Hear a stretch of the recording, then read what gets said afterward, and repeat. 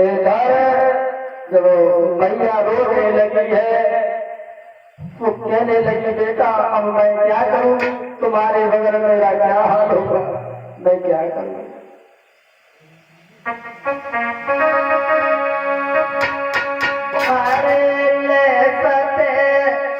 रुदन पर भारी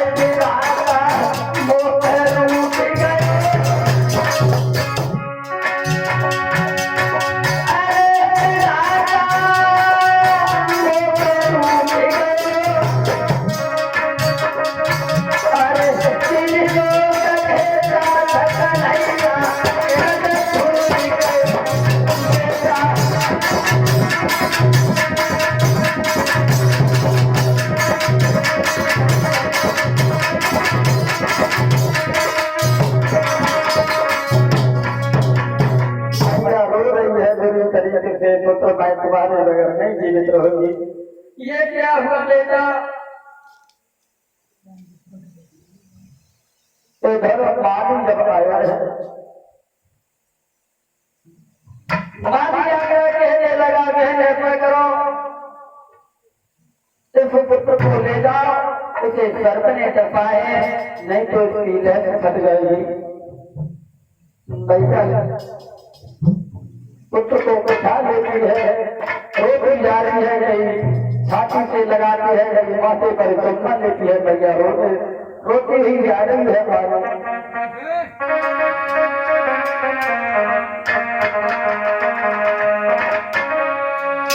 लाल वाली लाली बेगलाल के चली, लाल वाली लाली बेगलाल के चली,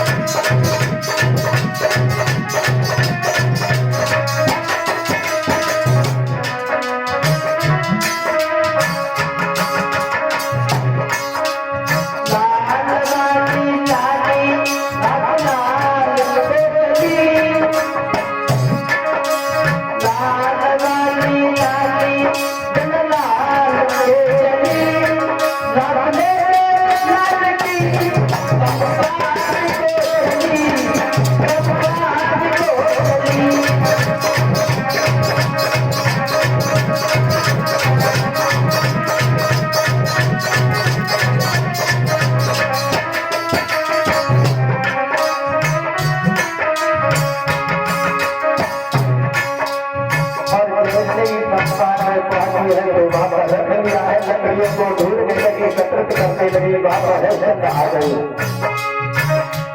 जवाब दिया कौन है? महारानी कहने लगी मैं हूँ तारा। तारा जवाब दिया क्या कहते हैं?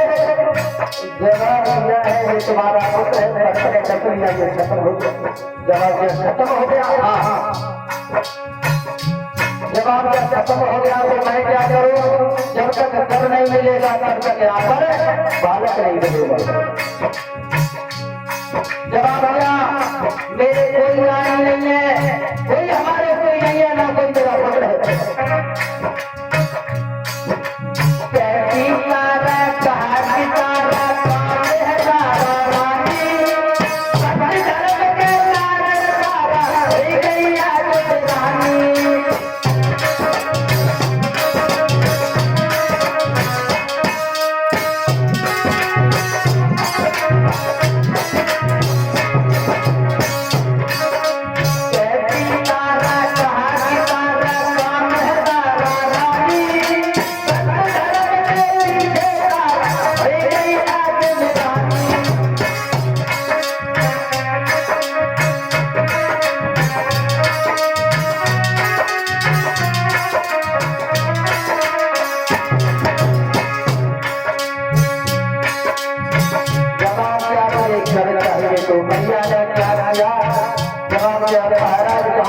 दिखाई देता हो आपके ले लो। तो हरिश्चंद्र ने क्या किया है? साड़ी को काट लिया।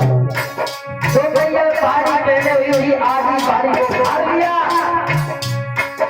और आधी कफन के रूप में बेटा पर डाल दी और आधी महाराज हरिश्चंद्र को दी। मैया जाके आधी साड़ी पर आधी अरनाथ से ढकी, आधी साड़ी तन पर आधी लाल से पड़ी, कंधे पे लगती कमरान को चली, कमरान को चली।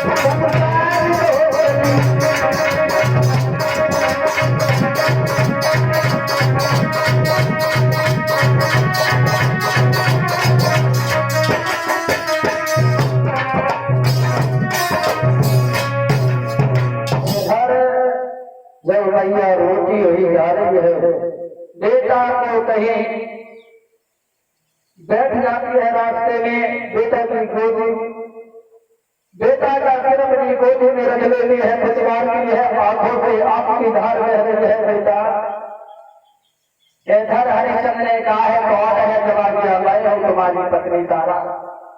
जवाब दिया यहाँ क्यों आई हो? जवाब दिया ये तुम्हारा पुत्र है और ये खत्म हो गया है। जैसे ही हरिश्चंद्र ने देखा है कि रोई का खत्म हो गया, बेहोश होकर के जमीन पर गिर पड़ी। थोड़ी देर बाद होश आया है, सोचने लगे हैं अगर मैंने पुत्र का भोग किया तो धर्म से डूब जाएंगे। थोड़ी देर बाद कहने लगे कि जब तक आप मुझे कर नहीं दोगे तब तक रात नहीं जलाएंगे। तो मैया ने कहा है जहां पर तुम्हें दिखाई देता हो महाराज बात को ले लो। तो हरिश्चंद्र ने क्या किया है? तट पर साड़ी जो थी,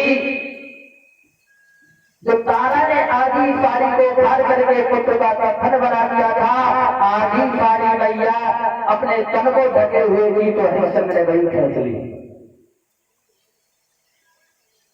इधर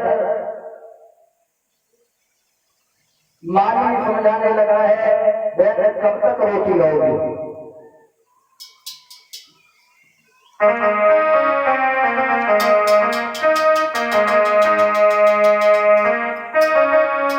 अरे तेरा घर में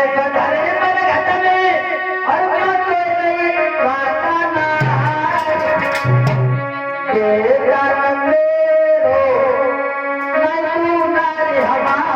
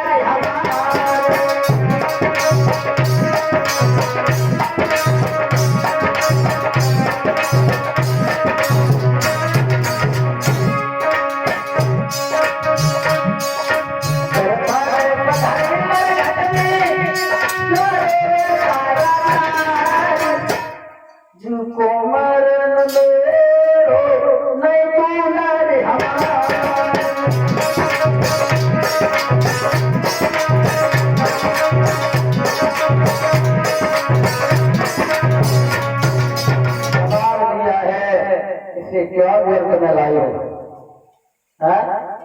और फतेह की याद करो जब हम नदी के किनारे जल भरने के लिए गए थे तब तुमने घड़ा नहीं उठवाया था वो घड़ा फूट गया था तब काली मेहतर ने मुझे यहाँ पर लाठी थमा दी है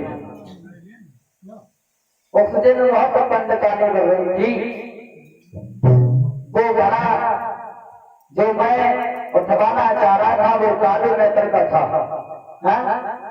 तब बाप ने घड़ा ने उठवाया और ये जो शमशान घाट है ये किसका है ये भी काली मेहतर का है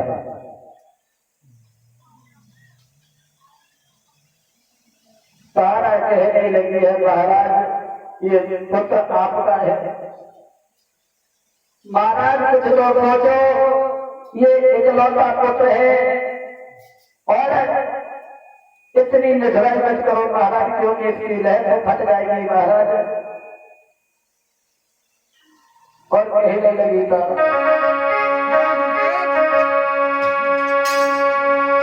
अरे हमें इतना करी किया तुम कठिनते जगानी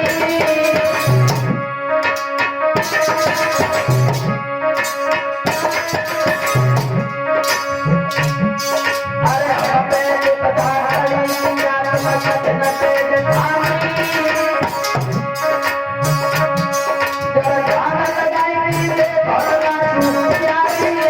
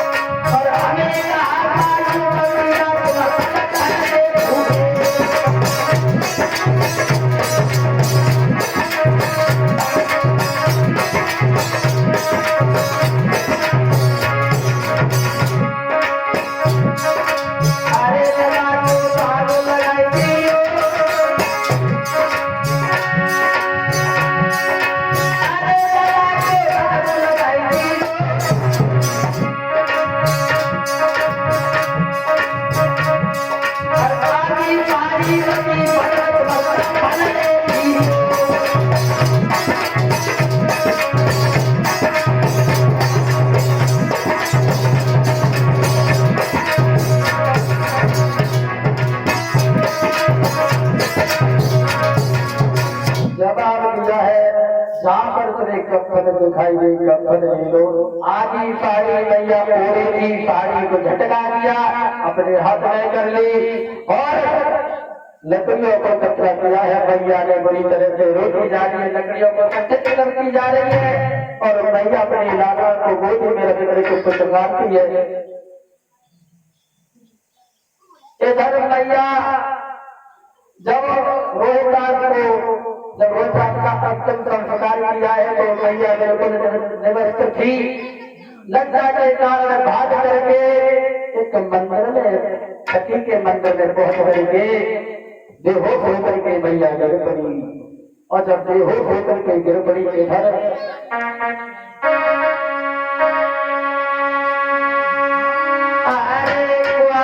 कर्म में लिखी सती के मठ मेरे धोती आई।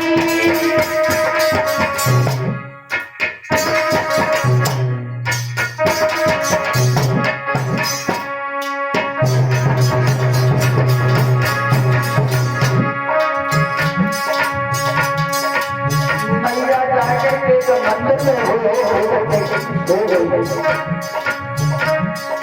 अरे क्वार कर्म में लिखी सती के मठ मेरे धोती आई।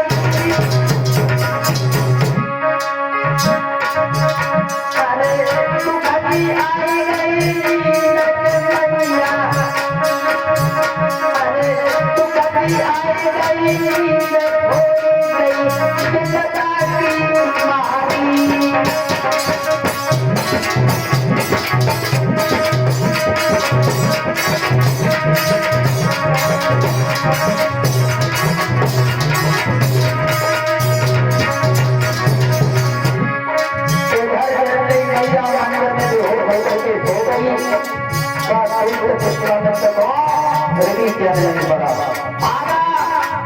और काफी नगरिया में आवाज करने लगा। एक मुर्दा को ढूंढ करके लाया है और उसको हार करके मुर्दा के खून को मैया के होठों से लगा दिया और कहीं पर काट करके मांस को पकड़ा दिया।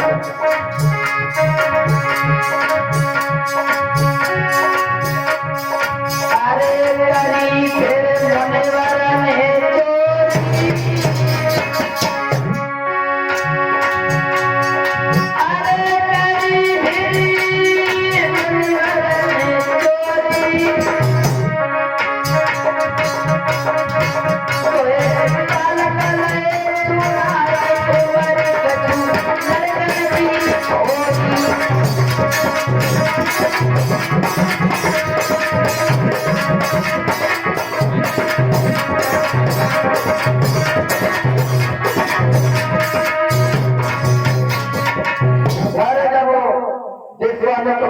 नहीं पड़ा है तो दो बालकों को उठा करके लाया है और मंदिर में टुकड़े टुकड़े करके मांस को बगड़ा दिया और काफी नगरिया में जाकर के फोड़ कर दिया है कि मंदिर में कोई डायन आ गई है जो बच्चों को खाने लगी है। जैसे ही कालू बेहतर ने सुना है कि मंदिर में कोई डायन आ गई है तो हरिश्चंद्र से कहा रिया तलवार लेकर के जाओ और मंदिर में एक डायन आई है जो बच्चों को खाती है उसका वध कर दो। नंगी तलवार लेकर के जब वो हरिश्चंद्र महाराज वहां से चले हैं, जैसे ही देखा है कि सो रही है, एक को पकड़ करके खड़ा किया, दांत पीस करके जैसे देखा है तो तारा जवाब दिया, तारा तुम? जवाब दिया हाँ महाराज। अरे अपने पुत्र के पीछे इतनी पागल हो गई है कि तू बच्चों को खाने लगी। तारा कहने लगी महाराज मैं कुछ नहीं जानती हूँ, मैंने ऐसा कुछ नहीं किया है, मैंने किसी को नहीं खाया है। जवाब दिया हमारे मालिक का हुक्म है, अब हम तुम्हें जिंदा नहीं छोड़ेंगे। जैसे ही तलवार हाथ उठा करके जैसे ही गर्दन में मारना चाहिए, क्या हुआ?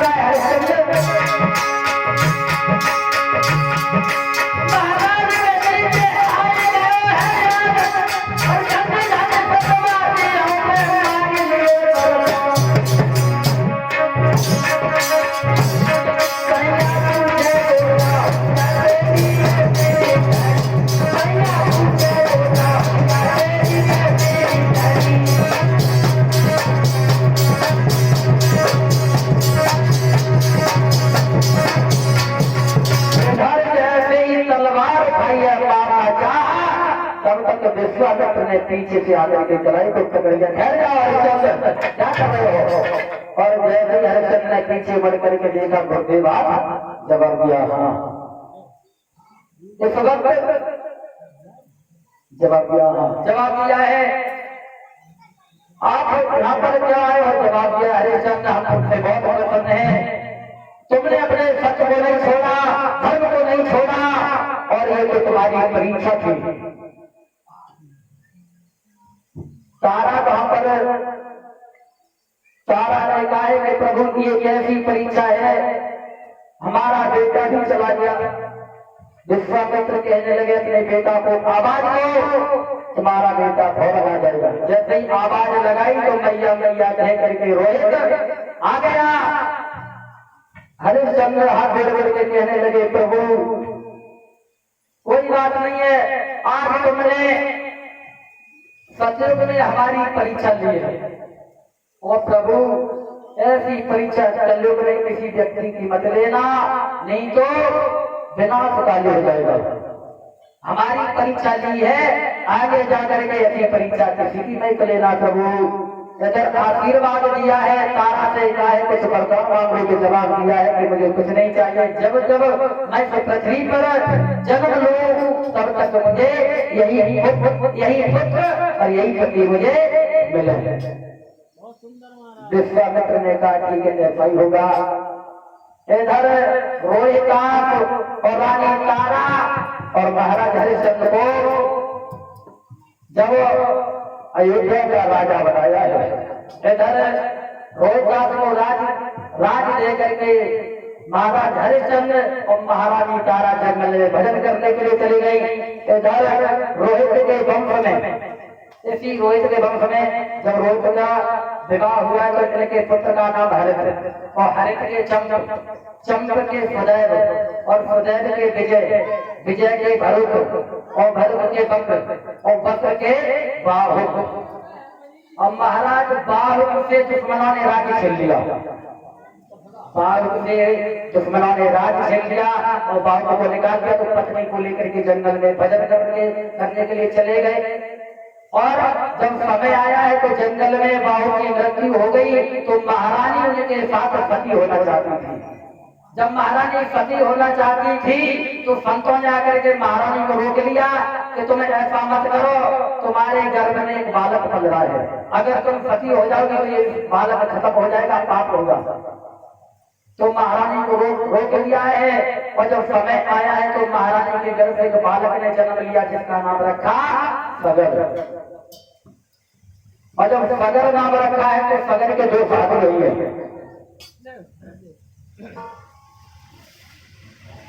महाराज सगर की शादी सुमित नाम की कन्या से हुई। सुमित नाम की कन्या से जब सगर की शादी हुई है तो उसके कितने बालक हुए? 60,000। महाराज सगर के 60,000 बालक हुए। अब आप कहोगे कि इतना समय था जो 60,000 बालक हो गए।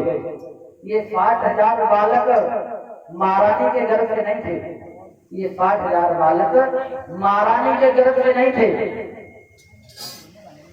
अब ये बालक की जानकारी के लिए इनके पूर्व जन्म में जाना पड़ेगा, पिछले जन्म में। तो पूर्व जन्म की मैं कहानी बता रहा हूँ। पूर्व जन्म में जो ये सगर था एक स्यार था, स्यार, और इसकी पत्नी थी उसके साथ में। तो ये जंगल में भ्रमण कर रहे थे तो रास्ते में देखा एक कन्या मिली, कन्या छोटी सी झाड़ी में एक कपड़े में लिपटी हुई कन्या जब पड़ी मिली तो उस सियार ने क्या किया है, वो अपने गुफा में लेकर के चला गया, लेकिन कन्या को खाया नहीं। जैसे खाने के लिए दौड़ता है तो कन्या हंस देती है तो फिर वो आ जाता है। धीरे धीरे कन्या को पालने लगा तो वो कन्या सयानी हो गई। तो सियार को बहुत चिंता बढ़ी जब कन्या सयानी हो गई है। और अब ये शादी के लोग लोगे जिसकी शादी कैसे हो, तो जंगल में ये किसी वर की तलाश में पहुंचा। तो उस लड़की से एक राजा का जो लड़का था उससे प्रेम हो गया, लड़की का प्रेम हो गया। तो लड़की ने बताया पिताजी कहीं मत भटको, हमें तो राजा के लड़का से प्रेम कर रहे हैं, उसी से हमारी शादी कर दो। तो महाराज जब शादी तय हुई है तो श्याल सोचने लगा है कि कन्यादान कैसे किया जाए। कन्यादान, और कन्यादान जब करते हैं तो खाली हाथ नहीं करते हैं, कुछ दक्षिणा या पुष्प, मतलब कुछ ना कुछ अवश्य देते हैं। सोचने लगा श्याल हमारे हाथ में तो कुछ नहीं है, भगवान से विनती करने लगा है तो देखा है जंगल में जाकर के एक एक के 2 सिक्के पड़े मिले, एक एक के 2 सिक्के मिले। श्याल ने उठाए, बड़े प्रसन्न होकर के आ गया। एक सिक्का अपनी पत्नी को दे दिया, दूसरा सिक्का अपने पास रखा, उसी से कन्यादान कर दिया, उसी से कन्यादान कर दिया। और भगवान का गुणगान गाते हुए वो खत्म हो गए पति पत्नी दोनों, मतलब श्याल और उसकी पत्नी। पूर्व जब उनका दोबारा जन्म हुआ, पुनः जन्म हुआ तो राजा के रूप में महाराज सगर हुए। महाराज सगर का जब जन्म हुआ है तो उन्हें पूर्व जन्म की याद बनी रही। तो हमें एक वही पिछले जन्म में श्याल थे, हमने एक कन्यादान किया है, इतना हमने अच्छा काम किया है तो भगवान ने मुझे उच्च कोटि पर पहुंचाया है, एक मानव बना करके। जब हमने पूर्व जन्म में इतना छोटा सा काम किया है तब भगवान ने मुझे मानव बना दिया, राजा बना दिया। और इस जन्म में अगर हम कुछ और काम करेंगे तो पता नहीं भगवान मुझे कौन सी श्रद्धि पर पहुंचा देगा।